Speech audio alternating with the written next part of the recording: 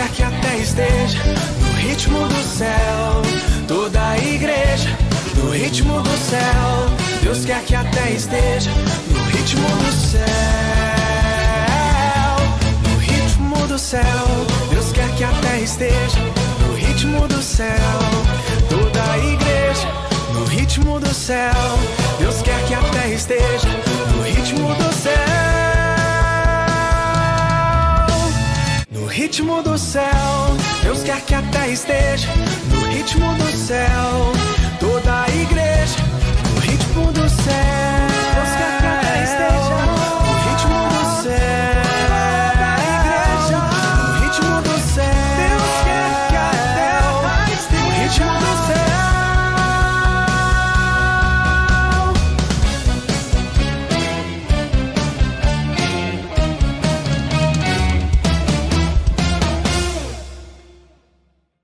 Sejam todos muito bem-vindos a mais uma transmissão do Instituto Vida para Todos. Tema geral: quem tem ouvidos, ouça. Filadélfia, conserva o que tens, para que ninguém tome a tua coroa. Chegamos à mensagem número 5, a importância dos muros em Jerusalém.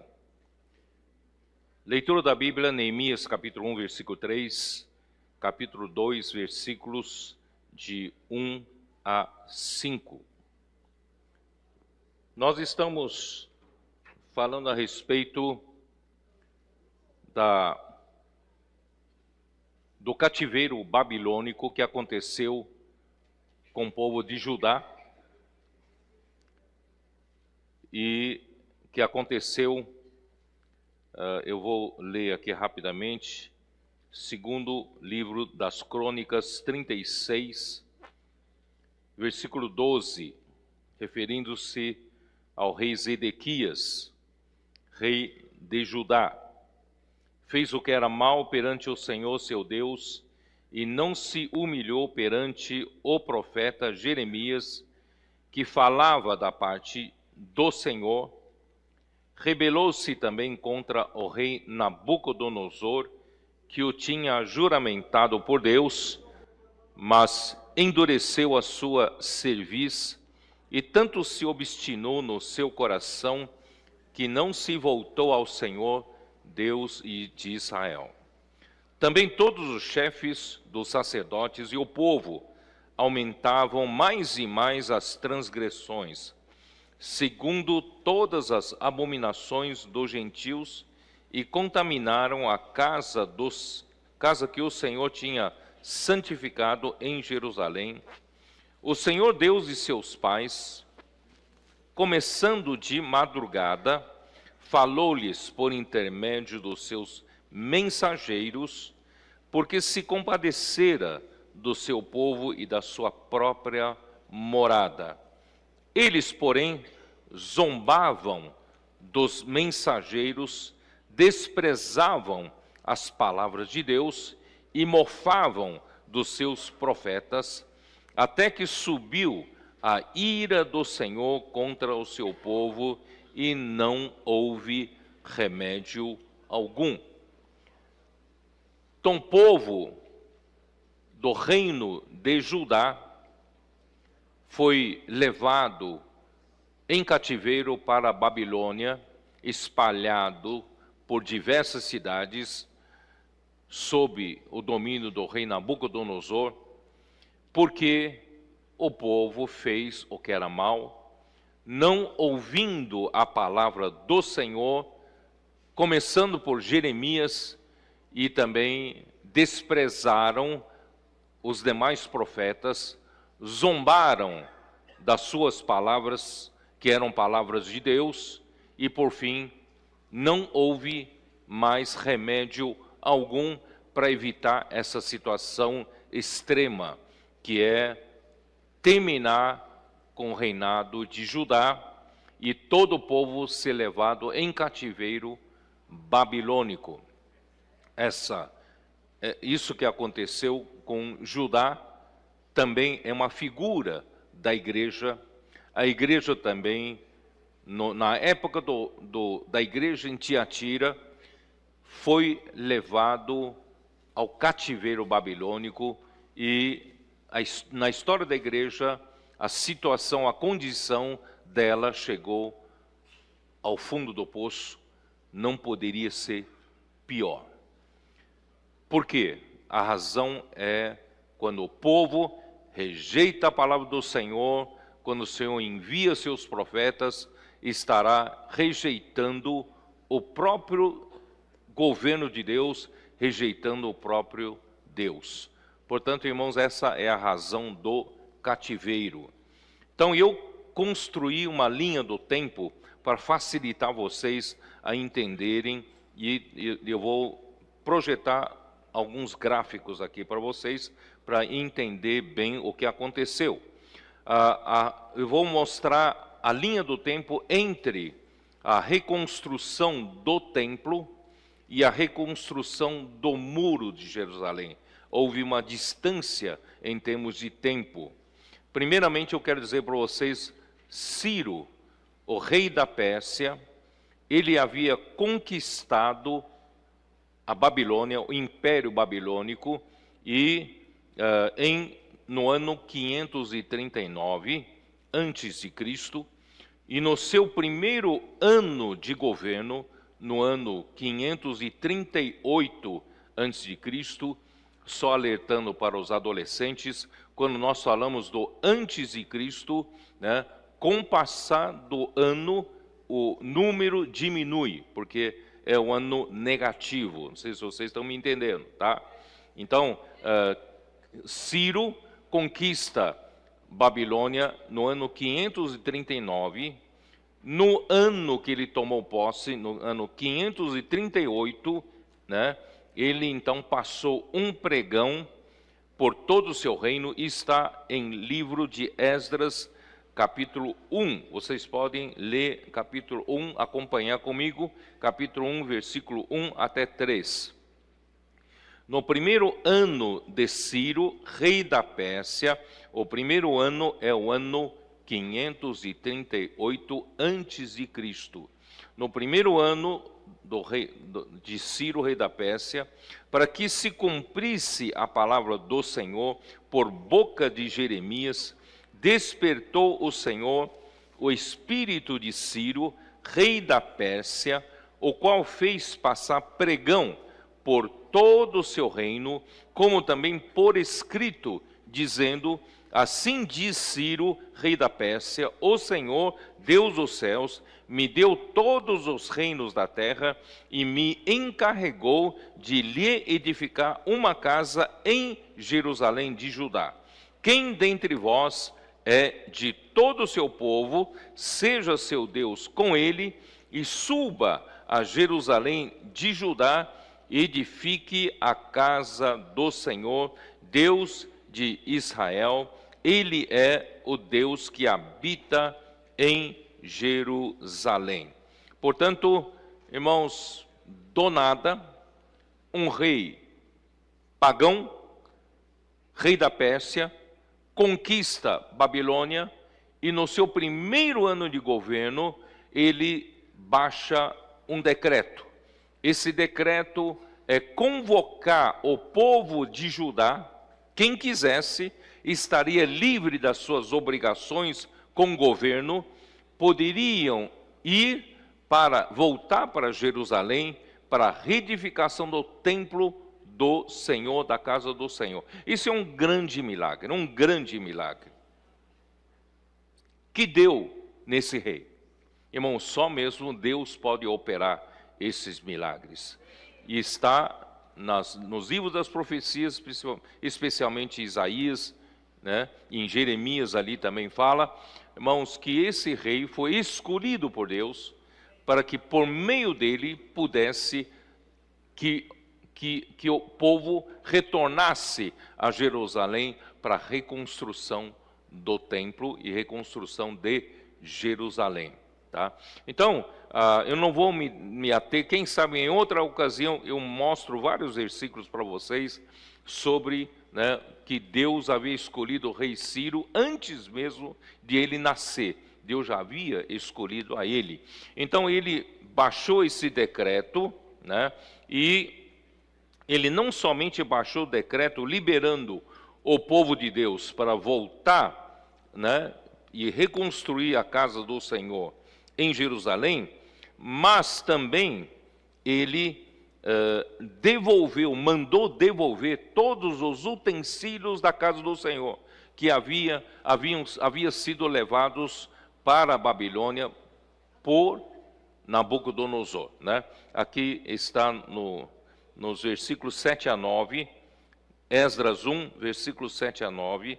Também o rei Ciro tirou os utensílios da casa do Senhor, os quais Nabucodonosor tinha trazido de Jerusalém e que tinha posto na casa de seus deuses, né? Então, tirou-os Ciro, rei da Pérsia, sob a direção do tesoureiro Mitredate, que os entregou contados a Sesbazar, príncipe de Judá.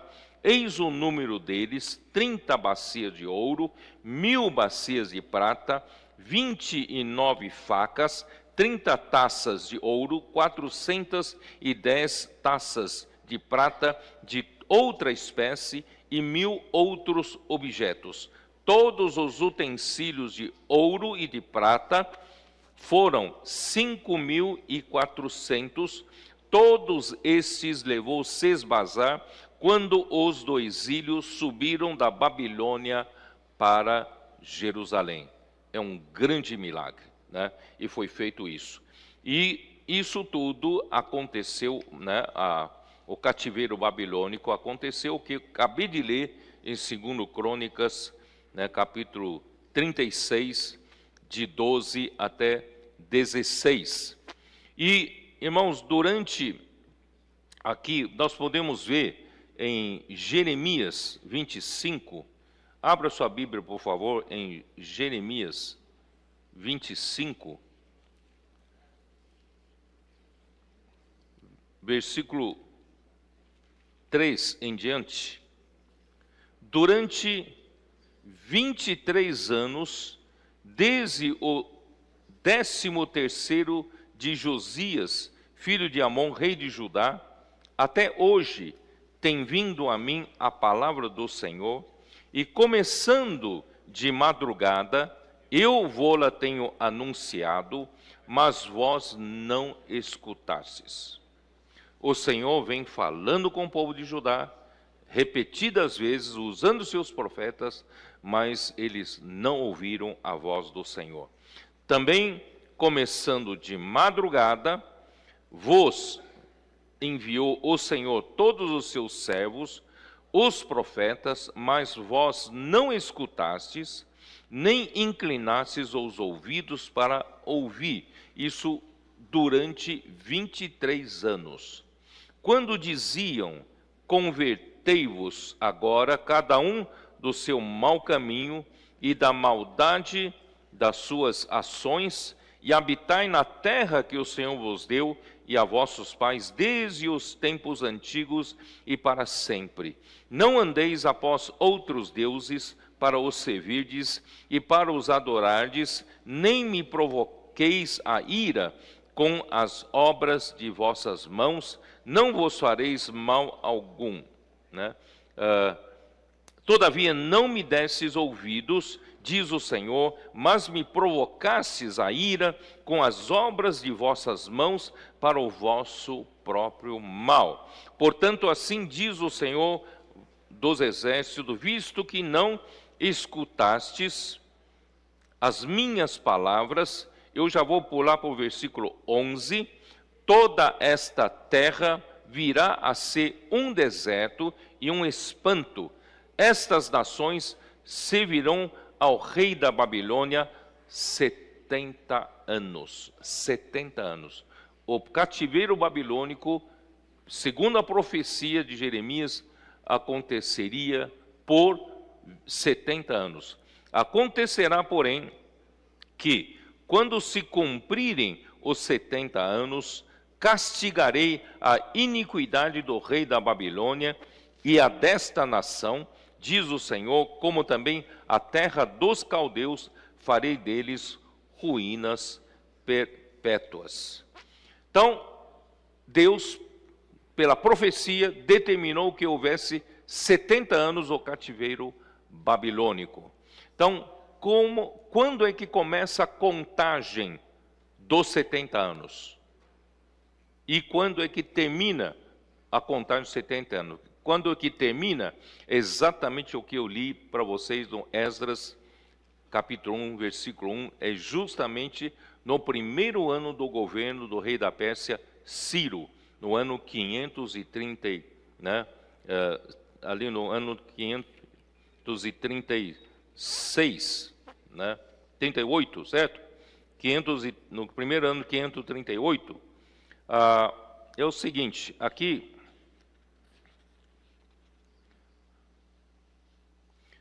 existe uma pequena diferença. Alguns usam, né, 538, e o livro a cronologia, a Bíblia cronológica de Rees, ele também alterou alguma coisa. Então eu vou mostrar para vocês quando é que começa a contagem. A contagem começa pelo livro de Daniel, capítulo 1. Dá uma olhada em Daniel. Daniel, capítulo 1, versículo 2 e 3.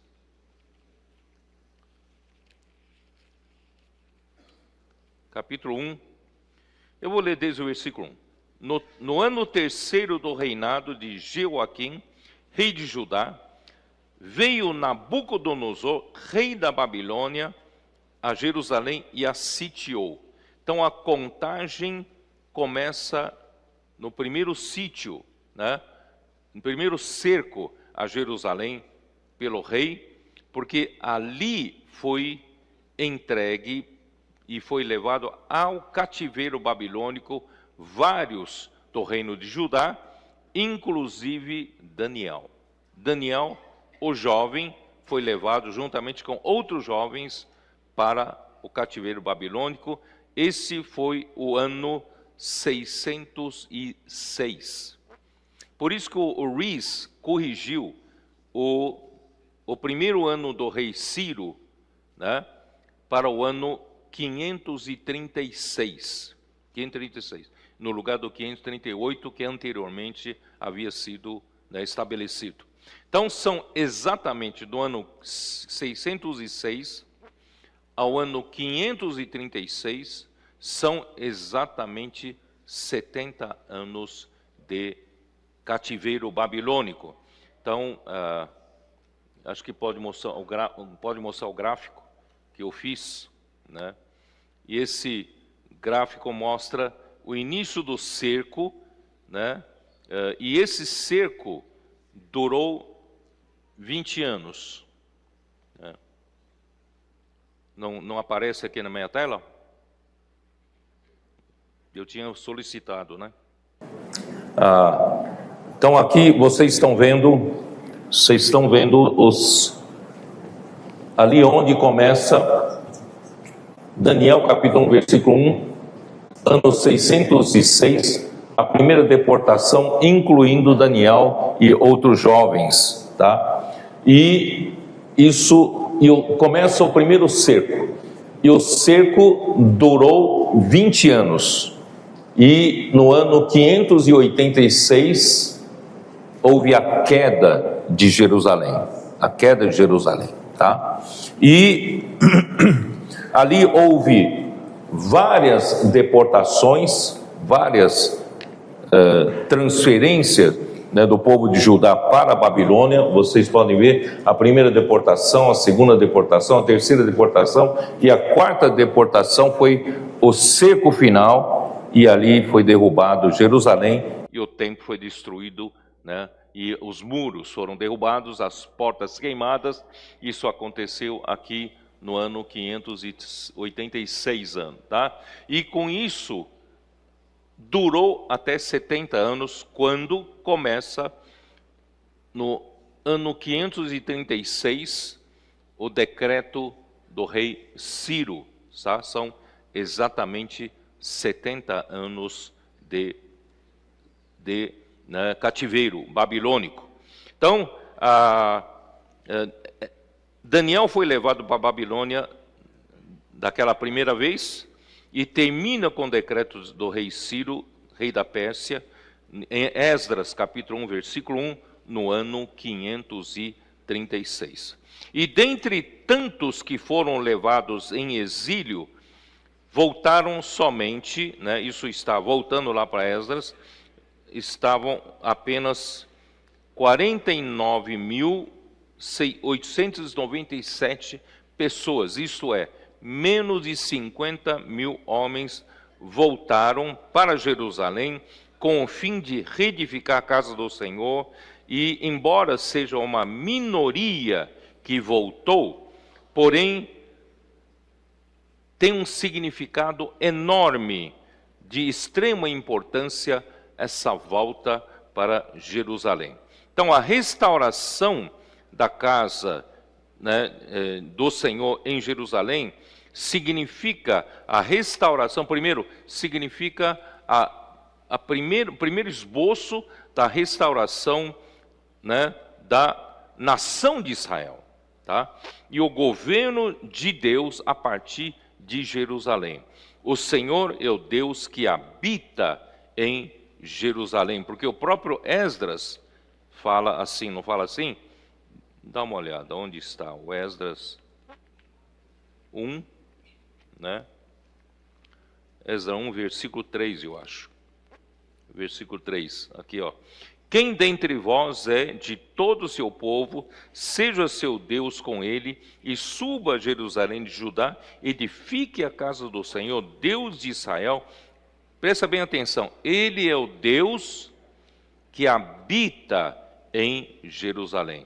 Portanto, irmãos, a restauração de Jerusalém não era apenas restaurar a nação de Israel, a capital da nação de Israel, mas também restaurar Jerusalém significa restaurar o governo de Deus, porque Deus é o Deus que habita em Jerusalém, tá? Então presta bem atenção, não é apenas restaurar uma nação qualquer, é restaurar o governo de Deus sobre Jerusalém, em Jerusalém, aqui na terra. Isso é muito importante.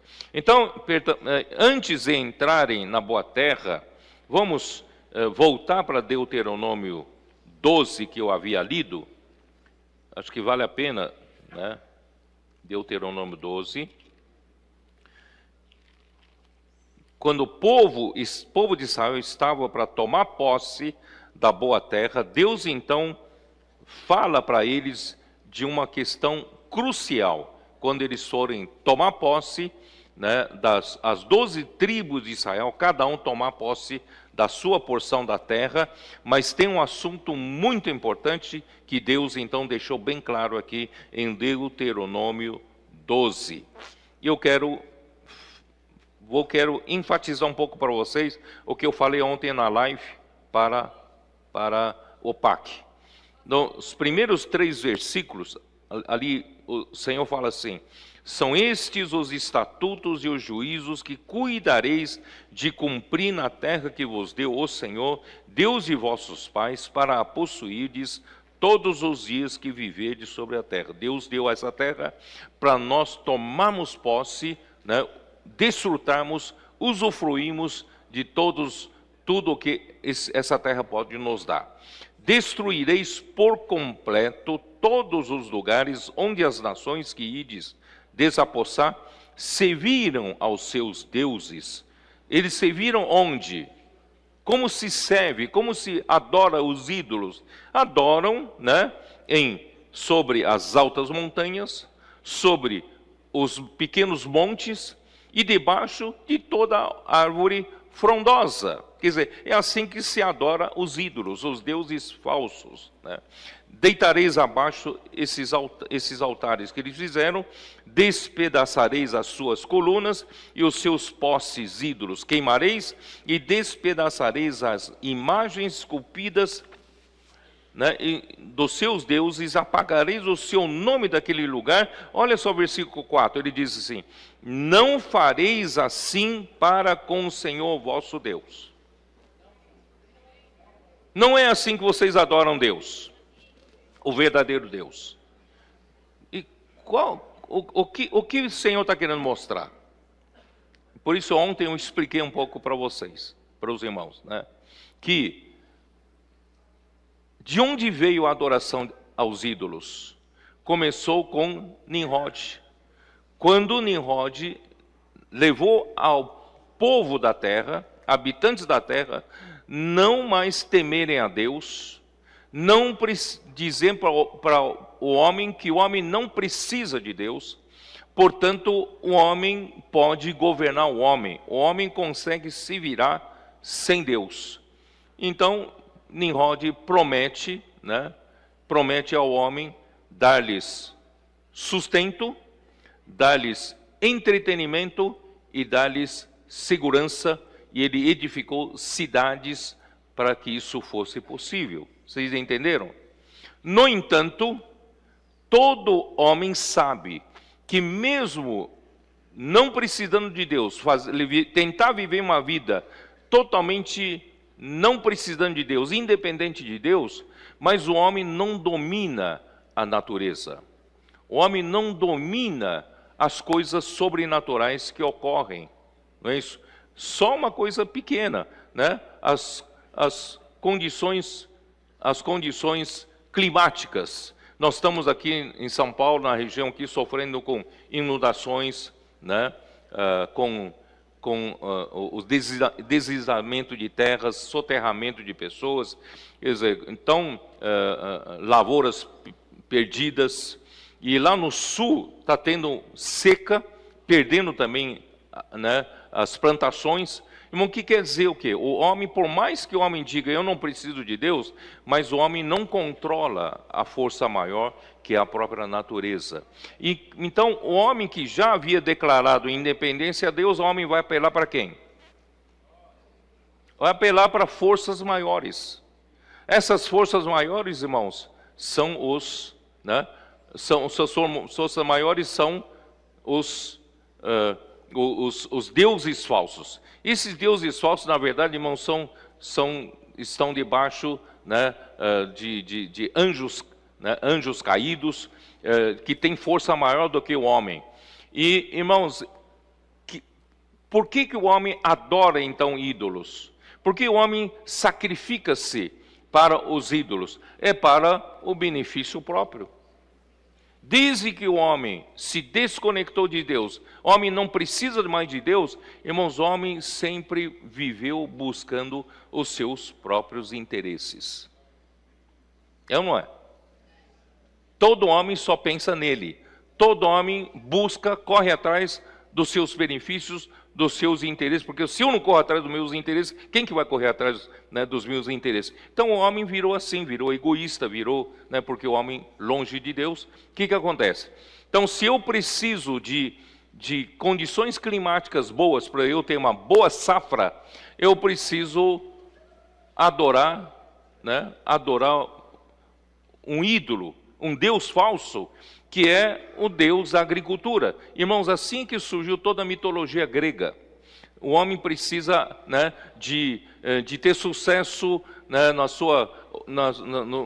no casamento. Ele vai adorar um Deus de amor ou uma deusa de amor, certo? E assim, sucessivamente, né? E vocês sabem que num país católico também, semelhantemente, né, cada um tem o seu santo, né? Vocês sabem disso. O santo padroeiro dos motoristas, santo, né, do casamenteiro, vocês sabem disso, né? Santo, tá? Irmãos, esse princípio que veio a adoração. Então, por que o homem adora os deuses? Não é porque ele gosta dos deuses falsos, é para o benefício próprio, né? Existe, na mitologia grega, né, existe um Deus que cuida da saúde, né? Tanto é que o hospital, naquele tempo, nos tempos gregos, né, o hospital, na verdade, é um templo dedicado a esse Deus, da saúde. Esse é o hospital, né? Então, irmãos, então os homens correm atrás disso. Então, lá na terra dos cananeus, irmãos, eles eram cada um buscando o seu próprio interesse, adorando Deus embaixo de uma árvore, né, em cima de um monte, em cima de uma montanha alta, irmãos, adorando Deus. Mas não é assim com Deus, com o verdadeiro Deus. Por quê, irmãos? Qual a diferença? Qual a diferença? Qual a diferença com vocês que estão aqui dentro? Irmãos, nós não estamos aqui para buscar nosso próprio interesse. Isso é em primeiro lugar. Nós estamos aqui, eu estou dizendo o povo que vai entrar na boa terra. Estamos aqui para estabelecer lugar da morada, lugar de habitação de Deus. Para que Ele possa ter um lugar de habitação e governar entre o povo de Deus. Irmãos, esse é o nosso coração. Não estamos aqui na igreja, irmão, para buscar benefício nosso. Não estamos aqui por um chamado evangelho da prosperidade. Não estamos aqui, né, meramente para ter a cura, ter uma saúde. Não estamos aqui para ganhar dinheiro. Nós não estamos aqui, irmão, por qualquer outro interesse. Nós estamos aqui pelo quê? Pelo quê? Para quê? Para adorar Deus e fazer a vontade dEle. Deus precisa de um povo assim. Então, por isso que o Senhor fala assim: não fareis assim com o Senhor vosso Deus. Mas buscareis o lugar que o Senhor vosso Deus escolher de todas as vossas tribos, para ali pôr o seu nome e sua habitação, e para lá ireis. Quer dizer, eu vou escolher entre vocês uma cidade, um lugar. E nesse lugar é o lugar da minha habitação, da minha morada. E para lá vocês vão, porque eu governo vocês, o povo de Israel. Vocês não vão buscar sua própria vontade. Busquem a minha vontade, que eu vou cuidar de vocês. Certo? Então, a esse lugar farei chegar os vossos holocaustos, os vossos sacrifícios e os vossos dízimos, e as ofertas das vossas mãos, e as ofertas votivas, e as ofertas voluntárias, e os primogênitos das vossas vacas, das vossas ovelhas. Lá, somente lá, comereis perante o Senhor vosso Deus, e vos alegrareis de tudo o que fizerdes, vós e as vossas casas, no que vos for abençoado o Senhor vosso Deus. Olha o versículo 8. Não procedereis em nada, segundo estamos fazendo aqui, cada qual tudo o que bem parece aos seus olhos. Irmãos, antes de nós termos clareza de que Deus deseja nos governar, Deus quer estabelecer o governo sobre o seu povo. Agora estou falando com a igreja. Deus quer estabelecer o seu governo na igreja. Então, a igreja, irmãos, não é um lugar para cada um buscar seus interesses. Aquela igreja é boa porque ali vou enriquecer. Aquela outra igreja é porque tem um coral bonito. Aquela igreja é boa porque eu vou ser curado. Aquela igreja... Irmão, nós não estamos aqui para isso. E o Senhor certamente cuida de nós. Mas, irmãos, nós somos o seu povo para quê? Para fazer a vontade de Deus. Certo? Então, não procedereis em nada, segundo estamos fazendo aqui. O que nós estamos fazendo? Cada qual buscando o que bem parece aos seus, diante dos seus olhos, buscando o seu próprio interesse, ou, na sua opinião, o que for melhor. Irmão, não estamos aqui para isso. Porque até agora não entraste no descanso e na herança que vos dá o Senhor vosso Deus. Tá? Então, irmãos, o Senhor, e esse lugar, irmão, nós temos o governo de Deus. Esse lugar nós temos o falar de Deus que governa o povo de Deus. E nesse lugar, irmão, nós temos a unidade do povo de Deus. É ou não é? Se todo o povo, cada qual, ninguém faz o que bem parece aos seus olhos, isso quer dizer o quê? Todos obedecem à ordem do Senhor. Por isso, irmãos, esse povo era um povo que tem a unidade em torno de Jerusalém. uma unidade em torno do falar de Deus, a unidade em torno do governo de Deus, ali no lugar onde escolheu. Tá? Então, bom, vamos lá. Esse lugar, irmãos, nós sabemos que mais tarde, dá uma olhada em Salmo 132. Qual foi o lugar escolhido? Salmo 132, versículo 13.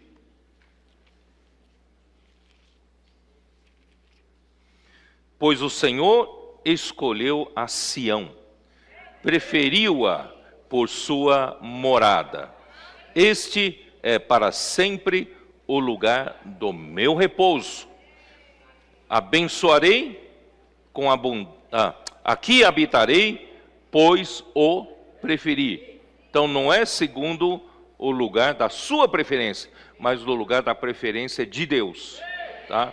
Abençoarei com abundância o seu mantimento, e de pão fartarei os seus pobres. Quer dizer, quem está debaixo do governo de Deus, irmãos, Deus cuida.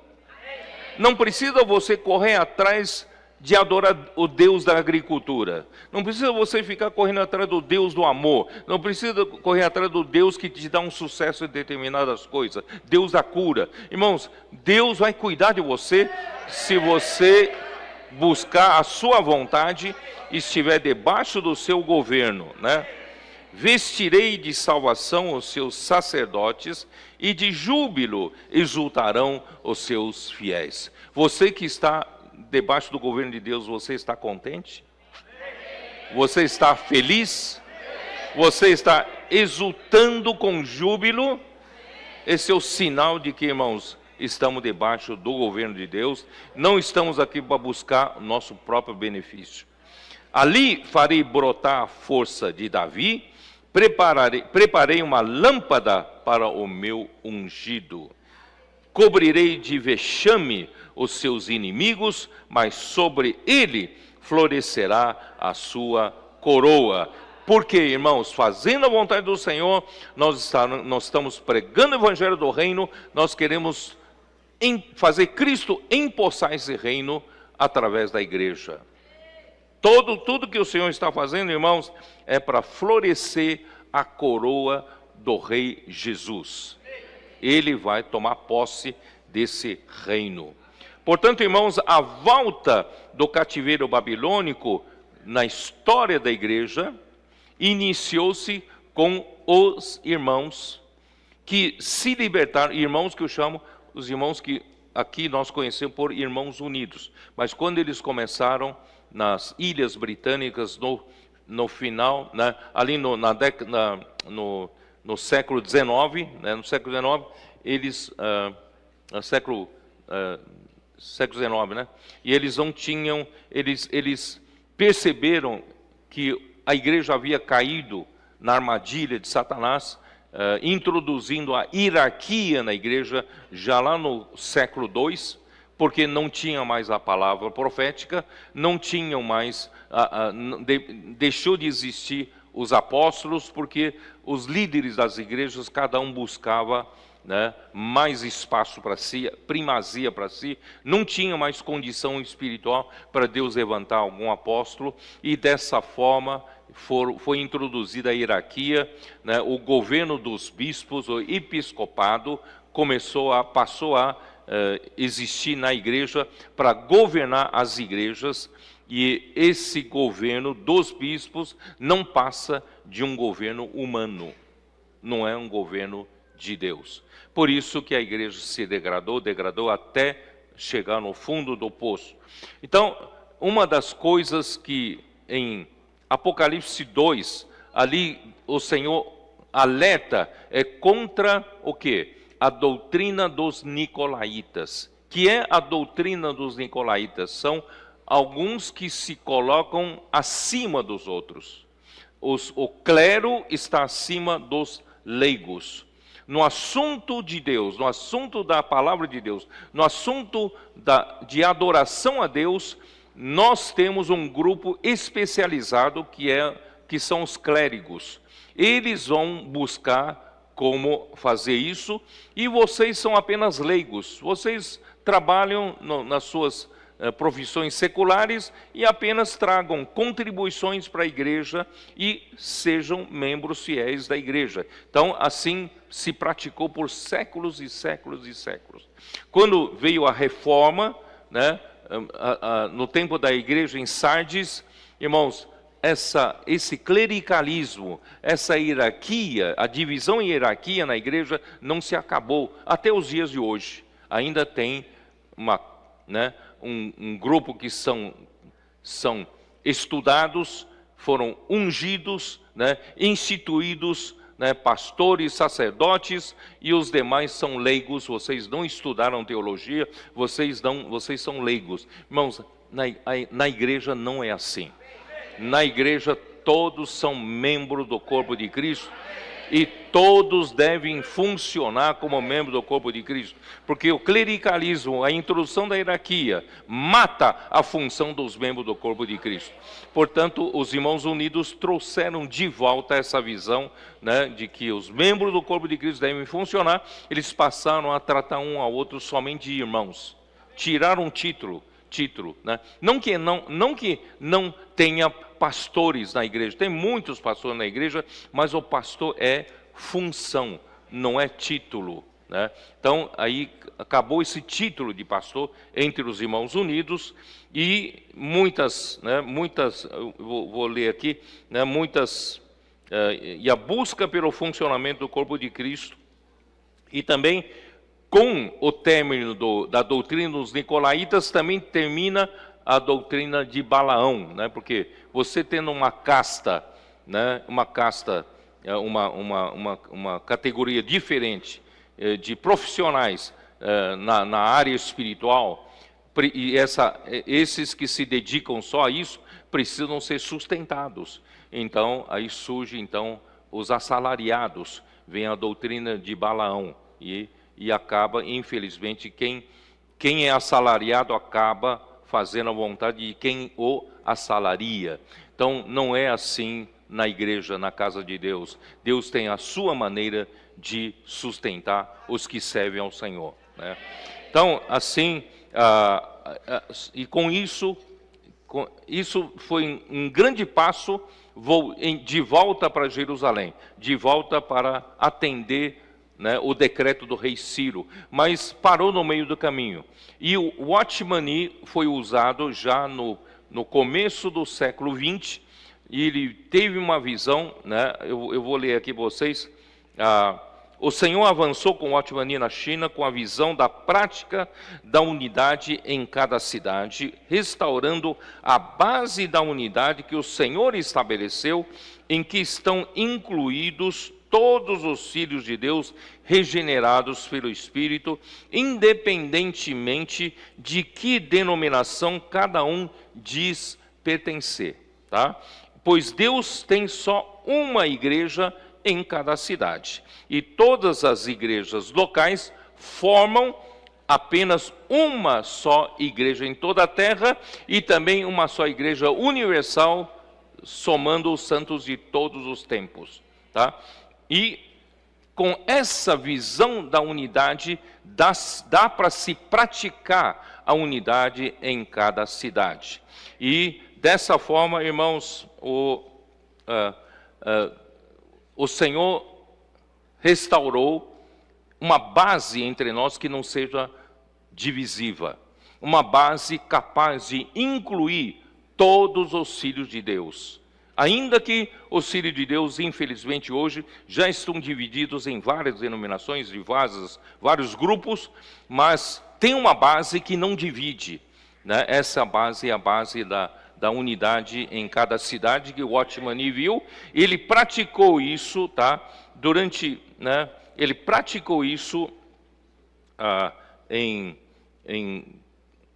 400 igrejas na China, certo? E em 40 igrejas também no Sudeste Asiático. E o Witness Lee, né, foi usado por Deus para trazer mais luz sobre isso e trazer essa visão para o Ocidente. E o irmão Dong Yolan foi enviado por Deus para o Brasil, trazendo essa prática, e nós estamos sobre essa base, esse fundamento, desde 1960, quando foi trazido ele para cá. Irmãos, a importância disso é que, irmãos, nós estamos numa base não divisiva. E quando estamos numa base não divisiva, Deus então tem para quem entrega a sua palavra. Se vocês perceberam. As 7 cartas dirigidas às 7 igrejas de Apocalipse são entregues para os anjos, o anjo de cada igreja. O anjo ali é mensageiro, é o representante, os líderes da igreja.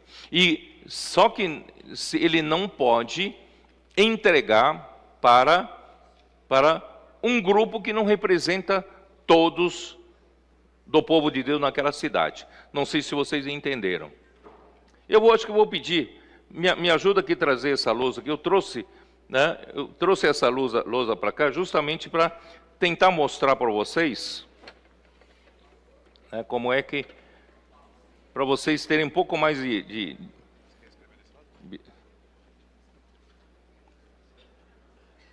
deixa eu me passar primeiro, né? A câmera dá para pegar aqui, né? Tá. Acho que um pouquinho mais para trás, porque os irmãos lá de trás podem enxergar, né? Tá? Dá para todo mundo ver? Tá. Vamos supor que isso aqui é a cidade... Isso aqui é a cidade de São Paulo, tá? Eu não sei o formato, mas vamos supor que isso aqui é a cidade de São Paulo, tá bom? E na cidade de São Paulo nós temos, graças a Deus, vários que se converteram ao Senhor, creram no nome do Senhor Jesus, não é isso? Aqui, todos aqui foram verdadeiramente regenerados pelo Espírito, nasceram de novo e são filhos de Deus, né? Que estão aqui, morando aqui na cidade de São Paulo, certo? Estão vários aqui. São todos que creem no Senhor Jesus. Eles fazem a parte, todos eles faz parte da única igreja. Deus só tem uma igreja, certo? No entanto, alguns deles pertencem à denominação A. Denominação A. Vocês estão entendendo? Outros pertencem à denominação B. Outros pertencem à denominação C. Outros a uma comunidade D. E assim por diante. Assim por diante. Então, Deus tem uma carta para entregar para a igreja em São Paulo. Ele vai entregar para quem? Hein? Se entregar para A, não está sendo entregue para os demais. Para o B, para o C, para o D. Para quem deve entregar? Então, qual é a base? Aqui, o grupo A está sobre a base da sua denominação. Todos eles seguem um certo dogma, seguem as suas, vamos dizer, de repente, veio pela uma revelação de uma verdade de um grande servo do Senhor no passado. Aí eles seguem, as instruções dele, tá? E o grupo B, eles seguem uma prática deles. Todos eles são dessa mesma prática. E o C e o D, cada um segue, além da fé básica, essencial de todos, eles praticam, ou eles seguem cada um, debaixo das suas instruções. Então Deus não pode, até então, não pode entregar a palavra, a carta dele para a igreja. Vocês entenderam como é importante voltar para a base correta? Então, como Deus vai entregar? Quem está na base correta aqui? Quem está na base correta? Hein? E qual é a nossa base? Nós somos circulados aqui também? Estamos aqui? Não. Por isso, irmãos, a nossa base é a base do limite das cidades. essa é a nossa base, ó. Vocês entenderam? Essa aqui é a nossa base.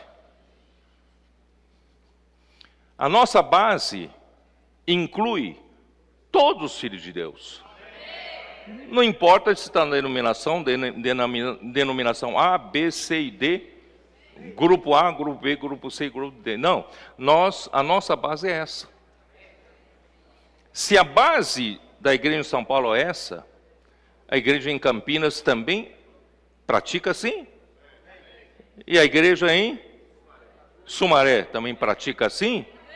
Irmãos, aí acaba Deus tendo essa prática da unidade da igreja é universal.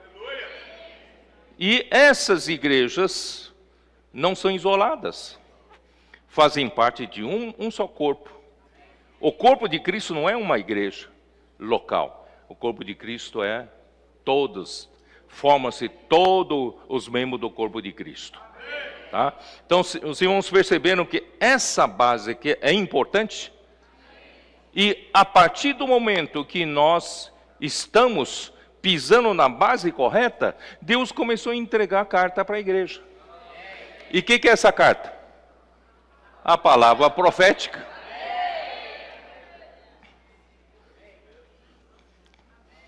Bom, então está visto, acho que pode até retirar aqui, né?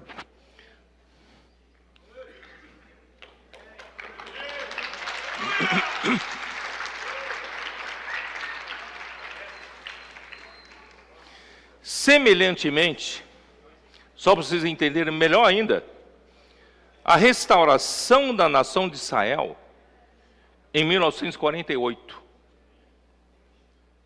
A importância dessa restauração. Por que foi importante restaurar a nação de Israel?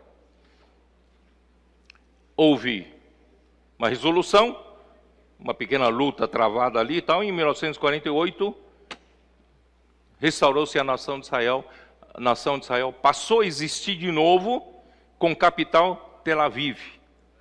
Ali estavam um número diminuto de judeus, ou do povo, dos filhos de Israel, ali naquela terra, em comparação à quantidade de judeus espalhados pelo mundo todo. Talvez haja mais judeus em Nova York, na Argentina, talvez até no Brasil, do que quem voltou para Tel Aviv. Então, quando se iniciou a nação de Israel, em 1948, estabelecido como capital Tel Aviv, não tinha poucas pessoas. Mas essas poucas pessoas, irmãos, têm um grande efeito. Tem o efeito de quê? De representatividade. Os judeus que moram em Nova York são mais numerosos, são muito mais ricos, mas os judeus que moram em Nova York não podem representar a nação de Israel. Os judeus em Buenos Aires, os judeus em São Paulo, não podem representar a nação de Israel, por melhor que seja, por mais numeroso que seja, mais ricos que sejam, eles não podem, não têm a representatividade. Vocês entenderam? Então, quem está na base correta, acaba tendo a representatividade. E a representatividade é muito importante. Não significa que os judeus estão em Tel Aviv são melhores que os outros. Não significa que os judeus que estão em Tel Aviv, né, são mais ricos do que os outros, são mais sábios, são mais inteligentes. Não. Só que eles estão na base certa. Eles representam todo o povo de Deus. Certo? O que as decisões tomadas pela nação de Israel vêm de onde? Vêm de Tel Aviv. E hoje eles estão transferindo Tel Aviv para Jerusalém como capital. Foi reconhecido só por, acho que Estados Unidos e pelo Brasil, né? Poucos países reconheceram. Então, irmãos, essa representatividade, eles representam junto à ONU, né? Eles tomam suas decisões em nome dos judeus, em nome dos filhos de Israel, em todo o mundo, mas eles representam a todos. Vocês entenderam como é importante isso? Então, não é questão de número de pessoas, não é questão de poder econômico, mas da base correta de representatividade. Portanto, irmãos, em uma cidade, né, vamos fazer o seguinte. Então, graças a Deus, irmãos, por esse grande avanço. No entanto, né, o Senhor avançou através do Watchman Nee, Windsor, irmão Dong trouxe para cá, fundamentou tal, né? Graças a Deus por esse avanço, mas ainda falta alguma coisa. Nós sentimos que ainda falta alguma coisa, porque ainda há muita discussão, né, do que realmente é a igreja em Filadélfia. Quem está, né, quem vai dar prosseguimento àquilo que iniciou lá na igreja primitiva, né? Onde aquela direção do Espírito, os sinais, prodígios que eram, né, feitos por meio dos apóstolos, então a liderança do Espírito, né, por meio dos apóstolos, e um aumento significativo de número de pessoas e do governo do Senhor na igreja de maneira prática. Ainda sentimos falta de alguma coisa. Então, por isso que onde eu quero mostrar, a restauração do templo inicia-se com a liderança de Zorobabel, mediante o decreto do rei Ciro, que acabei de ler para vocês, em ano 536, já corrigi o ano, eu comecei falando no ano 538, por causa dos 70 anos, eu vou usar o ano 536, até a sua conclusão. Agora eu vou pedir para mostrar o segundo gráfico. O segundo gráfico já inclui a reconstrução do muro, tá? Então ali vocês têm o primeiro gráfico, o decreto do rei Ciro, tá? Decreto do rei Ciro até ali 536, tá? Vamos mudar para 536. Até a conclusão do templo em 516, tá? Até o 516, não é outro gráfico. É isso, esse gráfico, tá? Então, até a conclusão da construção do templo, no ano 516, são 20 anos, tá? O tempo que durou a reconstrução do templo, 20 anos, tá? Mas depois que se concluiu o templo, não se fez mais nada. Um templo sozinho ali não vale nada. Porque Deus é o Deus que habita em Jerusalém. Mas cadê Jerusalém reconstruída? Jerusalém não foi reconstruída, somente o templo. Enquanto Jerusalém não é reconstruída, não é reconstituído o governo dentro da cidade de Jerusalém. Vocês estão me entendendo? Então está faltando governo ali. O problema todo é o governo. Aí houve um período, vocês estão vendo ali, 71 anos de interrupção. Terminou o templo, tá? Houve 70 anos de interrupção até Neemias capítulo 1. Dá uma olhada em Neemias capítulo 1. Irmão, é muito tempo, são 70 anos, 71 anos. Vamos dar uma olhada em Neemias.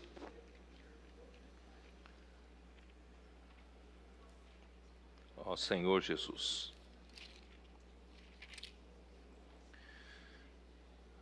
As palavras de Neemias, filho de Acalias, no mês de Quisdeu, no ano 20º, estando eu na cidadela de Suzã, veio Hanani, um de meus irmãos, com alguns de Judá. Então lhes perguntei, pelos judeus que escaparam e que não foram levados para o exílio e acerca de Jerusalém. Vocês sabem que a grande parte do povo judeu foi levado para o cativeiro babilônico, mas alguns escaparam. E quem escapou, geralmente, é povo mais pobre ali da terra. Tá? Então, ele perguntou sobre como está a situação desse povo, porque desde que foi reconstruído o templo, não houve mais repovoamento, não houve mais, né, o povo que voltou para morar em Jerusalém, porque não havia o governo, não havia administração, era uma terra abandonada. Vocês estão entendendo que está faltando alguma coisa? Faltando alguma coisa? Né? Graças ao Senhor pela visão que nós vimos até hoje, né? Tudo que o Senhor já restaurou até hoje, mas ainda falta alguma coisa. Essa alguma coisa é importante para que Deus possa estabelecer o seu governo aqui na terra, tá? Então, aí disseram-me, versículo 3, isso é triste, mesmo com a reconstrução do templo. Disseram-me os restantes que não foram levados para o exílio e se acham lá na província de Judá, estão em grande miséria e desprezo. Os muros de Jerusalém estão derribados e as suas portas queimadas. Aí está a razão. A razão é que os muros de Jerusalém são derrubados e as portas queimadas. Ali não tem cidade administrada. Não tem administração na cidade, não tem governo na cidade. É a terra de ninguém. Então, irmão, não basta apenas restaurar o templo. Precisa restaurar o governo. Tá? Tendo eu ouvido essas palavras, assentei-me e chorei. E lamentei por alguns dias, e estive jejuando e orando perante o Deus dos céus, e disse: Ah, Senhor, Deus dos céus, Deus grande e temível, que guardas a aliança e a misericórdia para com aqueles que te amam e guardam os teus mandamentos. Estejam, pois, atentos os teus ouvidos e os teus olhos abertos para acudires à oração do teu servo, que hoje que hoje faço a tua presença dia e noite, pelos filhos de Israel, teus servos, e faço confissão pelos pecados dos filhos de Israel, os quais temos cometido contra ti, pois eu e a casa de meu pai temos pecado, temos procedido de todo corruptamente contra ti, e não temos guardado os seus mandamentos, nem os estatutos, nem os juízos que ordenasse a Moisés, teu servo. Quer dizer, a razão do cativeiro babilônico e a razão do abandono de Jerusalém, irmãos, é abandonar a palavra do Senhor e não dar ouvidos para o que o Senhor fala com o seu povo. Então, versículo 8, ele fala: lembra-te da palavra que ordenasse a Moisés, teu servo, dizendo: se transgredirdes, eu vos espalharei por entre os povos, mas se vos converterdes a mim e guardardes os teus mandamentos e os cumprirdes, então ainda que os vossos rejeitados estejam pelas extremidades do céu, e lá os ajuntarei e os trarei para o lugar que tenho escolhido para ali fazer habitar o meu nome. Neemias pediu para o Senhor cumprir totalmente a sua promessa. E só que para cumprir a promessa precisa haver os que se arrependeram, né? E os que vão se dedicar para isso. Aí que aconteceu no capítulo 2. No mês de Nisão, no ano 20º do rei Artaxerxes, uma vez posto o vinho diante dele, ele era o copeiro do rei. Vocês sabem que não é qualquer um que é copeiro do rei. Podem ter muitos garçons que servem, mas o rei só pode ser servido, a sua bebida só pode ser servida por uma só pessoa. E essa pessoa tem que ser de extrema confiança. Estão saindo nos noticiários dos jornais que está começando uma moda de envenenar pessoas, né? Vocês estão sabendo, né? Muitas pessoas estão morrendo porque alguém colocou arsênio no bolo, outros colocaram veneno de rato, né? Acho que numa gelatina, alguma coisa assim, né? Então pessoas estão morrendo. Você imagina, né? O rei não vai aceitar beber nas mãos de qualquer um. Então, o copeiro do rei era de extrema confiança. E muitas vezes o copeiro do rei era até um conselheiro do rei. Tem que ser alguém de muita confiança, né? Senão, porque a vida do rei está na mão dele, tá? Então, aí eu, né, uma vez posto o vinho diante dele, eu o tomei para oferecer e lhe o dei. Ora, eu nunca estivera triste diante dele. O rei me disse: por que está triste o teu rosto, se não está doente? tem que ser tristeza do coração. Então temi sobremaneira. Porque se o rei não se agradar, você está com cara triste, se o rei não se agradar, pode mandar matar você, entendeu? Então ele ficou com medo. E lhe respondi, viva ao rei para sempre. Como não me estaria triste o rosto se a cidade... Vocês estão entendendo? O templo foi reconstruído, mas aqui fala, se a cidade... onde estão os sepulcros dos meus pais, está assolada, e tem as portas consumidas pelo fogo, disse-me o rei, que me pedes agora? Então orei ao Deus do céu, Senhor, me guarda aqui, para ele não se enfurecer e me matar aqui, né? E disse ao rei, se é do agrado do rei, e se o teu servo acha mercê em tua presença, peço-te que me envies ajudar a cidade do sepulcro dos meus pais, para que eu a reedifique. Vocês estão percebendo? Não basta apenas reedificar o templo, precisa reedificar a cidade, reedificar Jerusalém, para Deus voltar a habitar ali novamente, para Deus voltar a governar o seu povo naquele lugar. Espero que vocês tenham entendido a importância disso.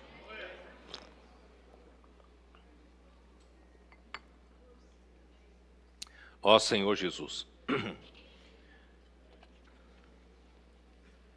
Então percebemos que além de reedificar a casa de Deus, faltava, em primeiro lugar, levantar os muros de Jerusalém para estabelecer um limite dentro do qual Deus realmente possa governar, e o seu povo ouça, dê ouvidos à sua voz e obedeça à sua palavra, e assim o Senhor executa de fato a sua vontade.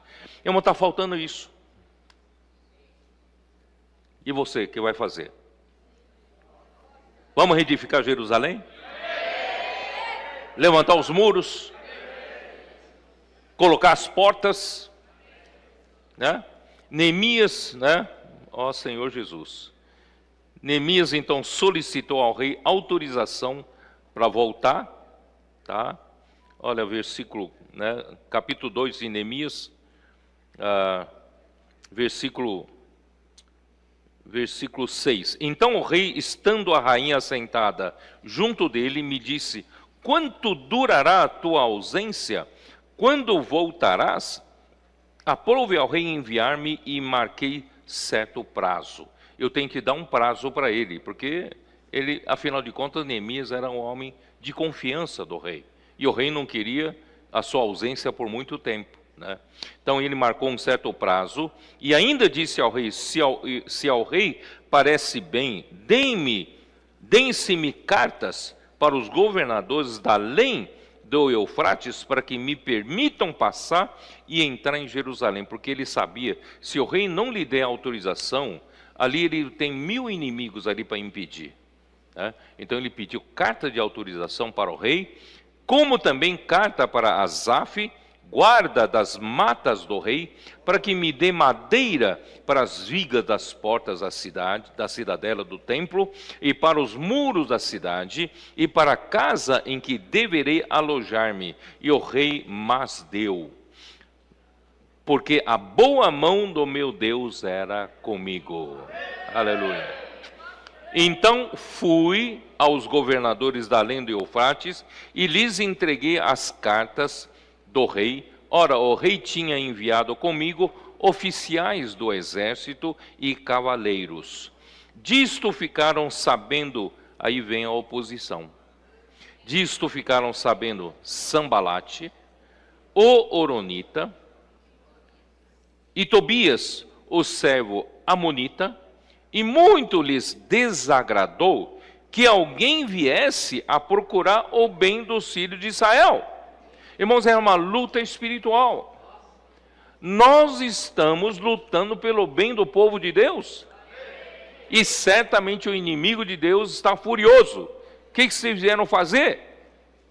Enquanto não houver o governo de fato de Deus, através da sua palavra, irmão, Satanás de certa forma está folgado. Ele não se preocupa tanto, porque não tem um governo de Deus estabelecido e ele pode entrar em Jerusalém a hora que ele quer, né? Então, quando vem esses que vêm se preocupar com Jerusalém, vai delimitar a sua ação, tá? Cheguei em Jerusalém, tá? Então, o que aconteceu? Cheguei a Jerusalém, onde estive 3 dias. Então, à noite me levantei, uns poucos homens comigo. Não declarei a ninguém o que o meu Deus me pusera no coração para eu fazer em Jerusalém. Ele não antecipou a sua intenção, para que o inimigo não arme armadilhas contra isso, né? Não havia comigo animal algum, senão o que eu montava. De noite saí pela porta do vale, para o lado da fonte do dragão e para a porta do monturo, e contemplei os muros de Jerusalém que estavam assolados, cujas portas tinham sido consumidas pelo fogo. Irmãos, se você hoje entendesse, quando fala dos muros e das portas, irmãos, são quem delimita o governo de Deus ou sem o governo de Deus. Então, hoje nós entendemos, quando você fala em muro, hoje nós entendemos, irmãos, que os que estão, né, os que estão reconstruindo muros, porque eles viram que Deus governa o seu povo, estou falando no tempo da igreja, Deus governa o seu povo pela sua palavra. E nós hoje estamos lutando para Deus continuar estabelecendo o seu governo através da palavra profética, da palavra que Ele fala conosco. E os muros são para isso, tá? O muro, irmão, o muro de Jerusalém vai fazer, é um divisor de águas entre quem acolhe a palavra. Eu vou usar 1 Tessalonicenses 2,13. 1 Tessalonicenses 2,13. Vamos abrir a Bíblia, vamos lá. Aqui você vê o muro aqui, ó. 1 Tessalonicenses 2,13.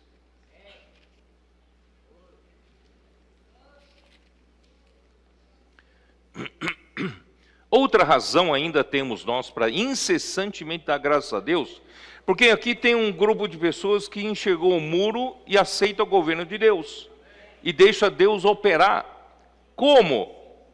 Tendo vós recebido a palavra que de nós ouvistes, que é de Deus, acolhestes não como palavra de homens, e sim como em verdade é a palavra de Deus, a qual, com efeito, está operando eficazmente em vós, os que credes. O que você pode extrair disso?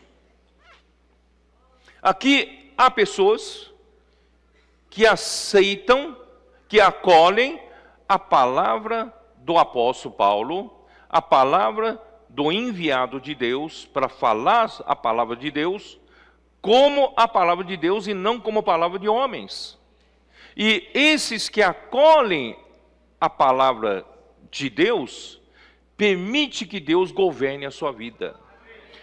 Que permitem que Deus, sabe, através da sua palavra, opere na vida deles com governo e com operações que façam a vontade de Deus. Vocês estão entendendo? Então, irmãos, a importância do muro. Então, o muro, a hora que eu levantar os muros, ele vai separar os que acolhem e os que não acolhem, né? Os que acolhem vão estar dentro do governo de Deus. Os que não acolhem está fazendo o que bem entender diante dos seus próprios olhos. Então, irmão, se nós queremos estabelecer o governo de Deus, nós precisamos levantar o muro e ficar do lado de dentro do muro aqui. E nós somos aqueles que acolhem e permite que Deus faça a sua obra, a sua vontade através, voltando àquela igreja primitiva no começo, perseverando no ensinamento dos apóstolos, na comunhão, Não é isso? Naquele tempo, né, os sinais e prodígios eram feitos por meio dos apóstolos, e o número, dia a dia, ia acrescentando, né, acrescentando-lhes os que iam sendo salvos, crescia a palavra, crescia o número das pessoas, e os apóstolos falavam com intrepidez a palavra, a vida da igreja tinha vigor, porque tinha comando de Deus, tinha governo de Deus, tinha palavra de Deus, tinha operação do Espírito, ou não tinha? Por que acabou em tudo isso? Por que tudo isso acabou? Eu acho que muitos líderes dos grupos cristãos, que realmente amam o Senhor, buscam o Senhor, concordam comigo em falar que desde aqueles milagres e sinais que os apóstolos operavam naquela primeira fase da igreja de Jerusalém, e depois Paulo operou na igreja dos gentios, mas nunca mais nós ouvimos isso no meio da igreja, no meio dos filhos de Deus, nesses 19 séculos, praticamente, né, não tem mais essas operações. A igreja não vive mais nesse vigor, não tinha mais, né, as coisas sobrenaturais acontecendo. Irmãos, por quê? Porque o povo deixou de acolher o governo de Deus através da palavra. E agora, irmãos, vamos dar para o Senhor isso.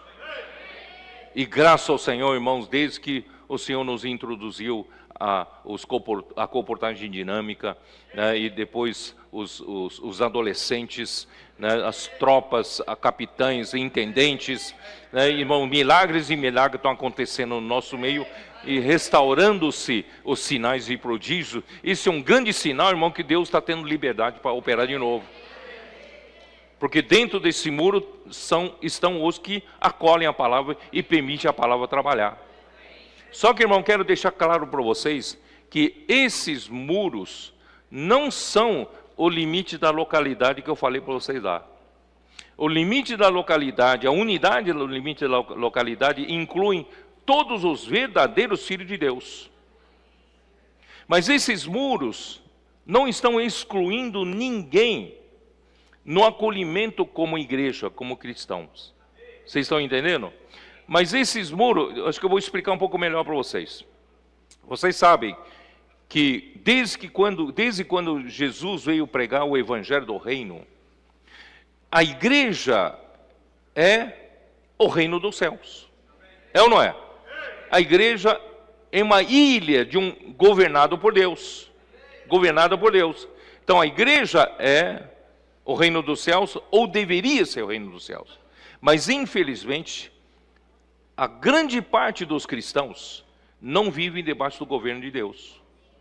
Por isso que existe o que nós chamamos de aparência do reino dos céus. A aparência do reino dos céus inclui todos os filhos de Deus. Mas existe apenas um grupo pequeno que vive a realidade do reino dos céus. Esses que vivem na realidade dos céus, irmãos, são os governados por Deus. E os muros que são estabelecidos secam essas pessoas. Vocês estão me entendendo ou não? Dá para entender? Então, quem acolhe vai fazer parte da realidade do reino dos céus. E aceita o governo de Deus. E quem não acolhe está fora da realidade do reino dos céus, mas não fora da igreja. Estão, né, na reino do céu, mas na aparência do reino dos céus. Mas a nossa luta é trazer mais filhos de Deus para dentro da realidade do reino dos céus. Vocês estão entendendo? É por isso que nossos comportores estão indo na rua. Pregar o evangelho do reino. Para quê? Para trazer mais pessoas para dentro dos muros. Para viver a realidade do reino dos céus. Ó Senhor Jesus. Então depois de inspecionar, né, em Neemias, voltando lá para Neemias. Ó Senhor Jesus. Eu já vou terminar.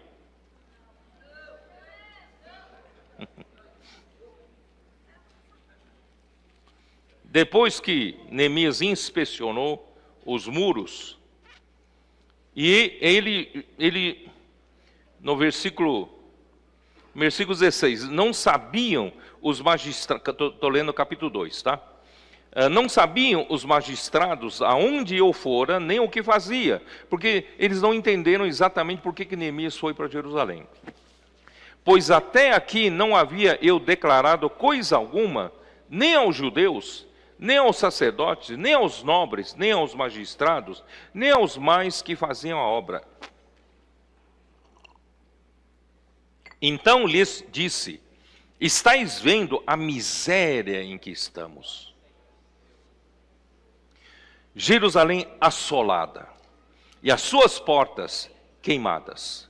Vinde, pois, reedifiquemos os muros de Jerusalém, e deixemos de ser opróbrio.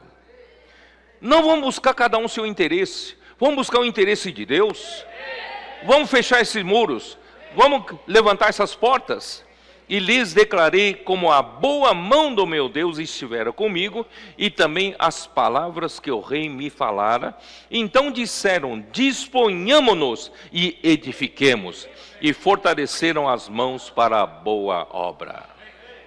Aleluia, Neemias encontrou os que querem reedificar juntamente com ele. E nós também encontramos bastante gente aqui que está disposta a reedificar esses muros. Porém, Sambalate, Oronita, e Tobias, o servo amonita, e Gesem, o arábio, quando o souberam, zombaram de nós, e nos desprezaram, e disseram: que é isso que fazeis? Quereis rebelar-se contra o rei? Então lhes respondi: o Deus dos céus é quem nos dará bom êxito. Nós, seus servos de Deus, nos exporemos e reedificaremos. Vós, todavia, não tendes parte, nem direito, nem memorial em Jerusalém. Isso não é com vocês, isso é conosco. Nós vamos trabalhar, tá? Bom, irmãos, vamos lá. Seguindo, né, Neemias 3, todo o povo, irmãos, todo o capítulo 3 de Neemias, todo o povo, desde o sumo sacerdote, com os sacerdotes, seus irmãos, lado a lado, restauraram o muro de Jerusalém. Bom, que coisa linda, né? Cada um, né, lado a lado, ombro a ombro, começaram a trabalhar. Irmão, estou vendo essa situação aqui. Estamos aqui trabalhando lado a lado, ombro a ombro, ninguém é maior que ninguém, estamos aqui, irmãos, dentro do amor fraternal, né? Aí, quando os opositores souberam, capítulo 4 de Neemias, versículo 1, tendo Sambalate ouvido que edificávamos o muro, ardeu em ira e se indignou muito, escarneceu dos judeus. Quem são vocês? Certo? Vocês vão fazer essa obra, né? Então falou na presença de seus irmãos e do exército de Samaria, porque esses aqui viviam na região de Samaria, né? Aí eles disseram: que fazem esses fracos judeus? Permitir-se-á-lhes isto? Sacrificarão? Darão cabo da obra num só dia? Renascerão, acaso, dos montões de pó as pedras que foram queimadas? Estavam com ele Tobias, o amonita, e disse: ainda que edifiquem, vindo uma raposa, derribará o seu muro de pedra. Quer dizer, esse povo fraco não vai ter nem força para construir o muro como deve ser feito. Sobe uma raposa no muro, vai derrubar a pedra, né? Aí Neemias ora ao Senhor. Não adianta brigar com eles. Ouve ao nosso Deus, pois estamos sendo desprezados. Caia o seu opróbrio sobre a cabeça deles e faze que sejam despojo numa terra de castigo. Não lhes encubras a iniquidade e não se risque diante de ti o seu pecado, pois te provocaram a ira na presença dos que edificavam. Assim edificamos o muro, e todo o muro se fechou à metade de sua altura, porque o povo tinha ânimo para trabalhar.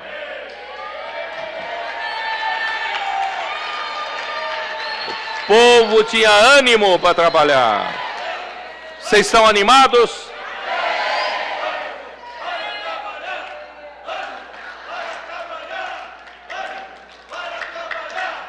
Mas, de novo, ouvindo Sambalate e Tobias, os arábios, os amonitas e os asdoditas, que a reparação dos muros de Jerusalém ia avante, e que já se começavam a fechar-lhes as brechas, ficaram sobre modo irados. Irmão, nós experimentamos essa ira aqui, né? Muita ira. Palavra profética, a palavra, né, contra a imersão, são gente que, né, falaram mal contra a imersão, contra grito de guerra, né, contra transcrição da palavra, né, ouvir mensagens, tudo, irmãos, e ajuntaram-se todos de comum acordo para virem atacar Jerusalém e suscitar confusão ali, quiseram suscitar confusão entre nós. Não houve isso tudo? Porém, nós oramos ao nosso Deus e como proteção pusemos guarda contra eles de dia e de noite. Então disse Judá: já desfaleceram as forças dos carregadores e os escombros são muitos, de maneira que não podemos edificar o muro. Disseram, porém, os nossos inimigos: nada saberão disto, nem verão até que entremos no meio deles e os matemos. Assim faremos cessar a obra. Quando os judeus que habitavam na vizinhança deles 10 vezes nos disseram: de todos os lugares onde moram, vão subir contra nós.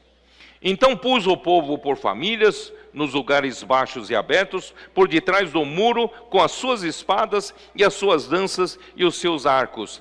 Inspecionei, dispus-me e disse aos nobres e aos magistrados e ao resto do povo: não os temais, lembrai-vos do Senhor grande e temível, e pelejai pelos vossos irmãos, pelos vossos filhos, vossas filhas, vossa mulher e vossa casa. Irmão, a nossa luta vai proteger toda a nossa casa.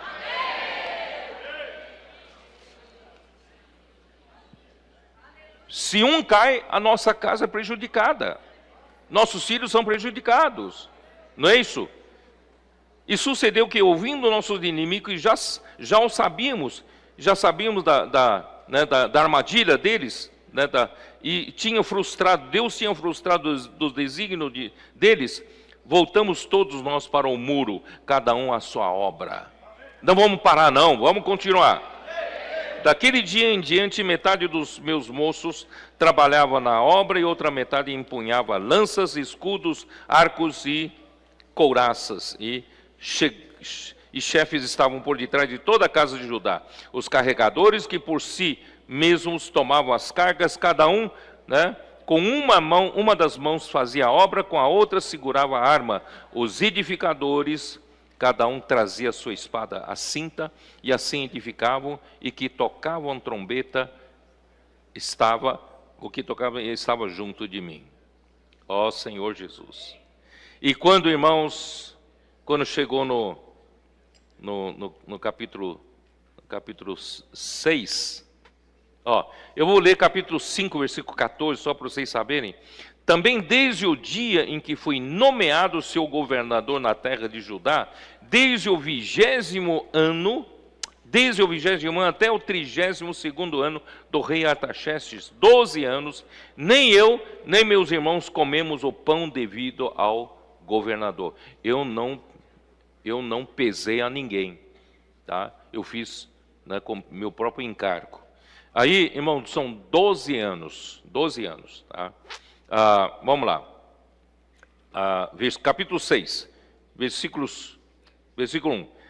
Tendo ouvido Sambalate, Tobias, Gesem, o arábio, e o resto do nosso inimigo, que eu tinha edificado o muro e que nele já não havia brecha nenhuma, ainda que até esse tempo não tinha posto as portas nos portais, Sambalate e Gesem mandaram dizer-me: vem, encontremo-nos nas aldeias e no vale do Uno, porém intentava fazer-me mal. Quer dizer, veio com outra armadilha, né, tentando negociar paz, mas com a intenção de matar Neemias.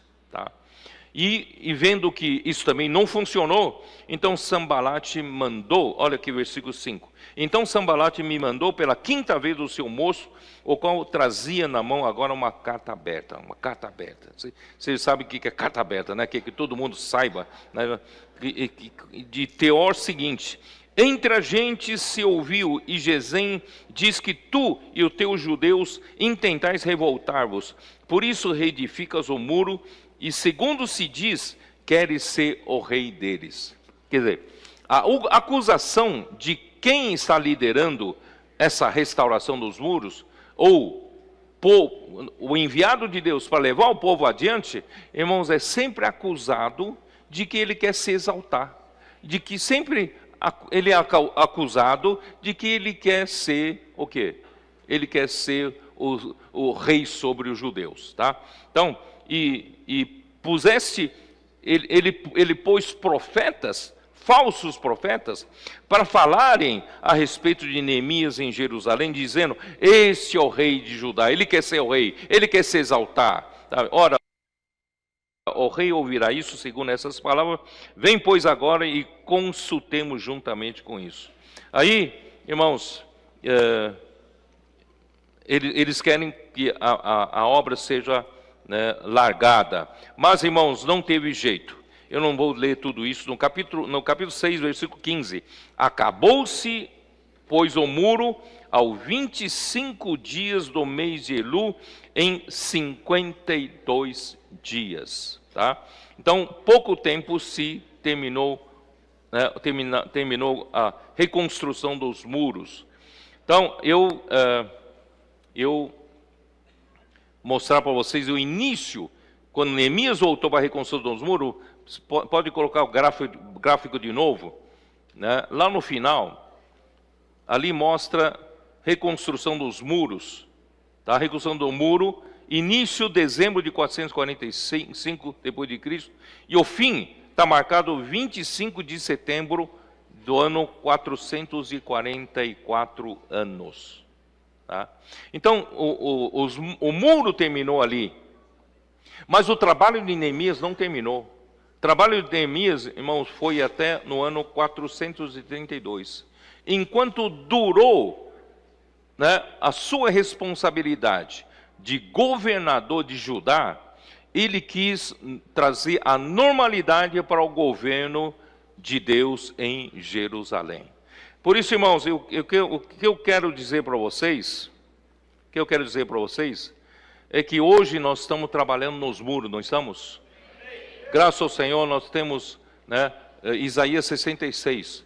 Nós temos um grupo de pessoas que são, como é que ela fala? Aflitos de coração e abatidos, né? Aflitos e abatidos de espírito, e que tremem da sua palavra. Ou são aqueles que têm amor reverente à palavra do Senhor. Então, irmãos, nós estamos levantando os muros porque nós sabemos que a palavra do Senhor vai realizar a sua obra. E nós estamos confiando que a palavra vai fazer a obra, o poder está na palavra e, de fato, o Senhor está fazendo. Mas, irmãos, levantar os muros ainda não é o fim dos trabalhos. O fim dos trabalhos, irmão, é normalizar a vida dentro de Jerusalém. Deus precisa normalizar tudo. Precisa normalizar o sacerdócio. Precisa levantar os sacerdotes, precisa trazer de novo os levitas, precisa trazer os cantores, precisamos restaurar os porteiros, né? Precisa todo mundo exercer a sua função. E quem é que vai fornecer animais para sacrifício? Estou falando do povo de Israel. Quem que vai trazer, né, lenha para queimar no altar? Quem que vai fornecer, né, o suprimento dos cantores, dos sacerdotes, dos levitas? Irmãos, há muita coisa para fazer. Ainda tem muita coisa que Deus precisa purificar, Deus precisa limpar. Havia muita mistura ainda dentro de Jerusalém. Então, há um tempo. Por isso, irmão, nós estamos nesse tempo para terminar, não só terminar os muros, irmão, nós queremos normalizar o governo de Deus em Jerusalém. Eu acredito, irmãos, a hora que terminar o governo de Deus em Jerusalém, normalizar todos os serviços, as ofertas. Por isso nós estamos falando de investidores do reino, sócios do evangelho. Irmão, tudo isso faz parte de normalizar dentro de Jerusalém. Vocês estão me entendendo? E nós estamos nesse processo de normalizar tudo. A hora que tudo estiver andando, irmãos, e o evangelho for pregado a toda a terra habitada, irmão, o Senhor vai voltar. Essa é a nossa esperança. E nós trabalhamos para isso. Não é para nós sermos engrandecidos, não é para nós sermos exaltados, ganhamos a glória, não. Nós não estamos aqui pelo nosso próprio interesse, nosso próprio benefício. Nós queremos que a vontade do Senhor seja feita no nosso meio, o seu governo seja estabelecido, o Espírito tem a liberdade mais uma vez aqui na terra para realizar a obra de Deus, e vamos trazer o reino glorioso do nosso Senhor Jesus de volta aqui na terra. Amém. Jesus é o Senhor. A seleção de Sião é a única, com jogadores de vários lugares do mundo, que jogam unidos com um único propósito: trazer o Senhor de volta. A missão é clara e o campo, muito além do futebol, é um campo de batalha. É um campo que está branco, aguardando a chegada dos missionários energizados com a palavra da vida. Por meio de sua participação, isso é possível. O estádio explode de emoção. A seleção de Sião enfrenta o time Babilônia. Essa é a partida mais aguardada da rodada até aqui. Cada pessoa alcançada, cada casa aberta, é um gol que faz o inferno tremer diante do poder da palavra.